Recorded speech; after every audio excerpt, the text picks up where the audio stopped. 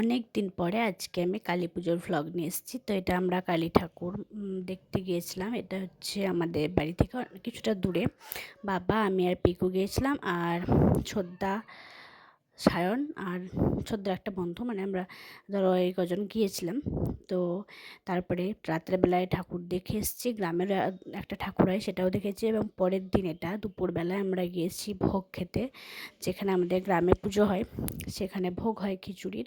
তো সেটা খেতে যাওয়া মানে আমাদেরকে বলেছিল। তাই আমি, মা, সায়ন আর পিকু আমরা চারজনে গিয়েছি ভোগ খাওয়ার জন্য। দেখো, দুই ভাইয়ে বলেছি যত মিল তত ঝগড়া, একসঙ্গে থাকবে, খেলবে, কিন্তু আবার ঝগড়াও করতে ছাড়বে না। এতটাই মিল ওদের মধ্যে, এতটাই মিল, দুটোই সমান। তো দেখো, দুজনেই চলেছে এখন মানে খাবার দিকে, যেখানে খাওয়ানো হচ্ছে সেইখানে। দেখো খাচ্ছে। এটা মানে একটা বাড়িতে করে, তো মানে ফ্যামিলি পুজো, সেই জন্য যাদেরকে ইনভাইট করে তারাই যায়। তো আমাদের যেরকম হয় সেরকম। তো আমাদেরকেও বলেছিল, তাই গিয়েছি। তো খাওয়া দাওয়া চলছে, এরপরে আমরাও খেয়েছি।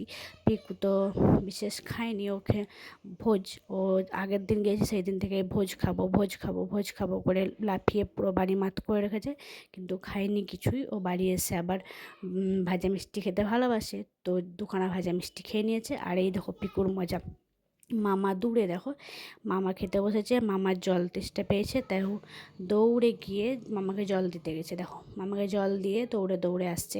আসলে মামার হচ্ছে ভাগ্নের জীবন, আর ভাগ্নের হচ্ছে মামা।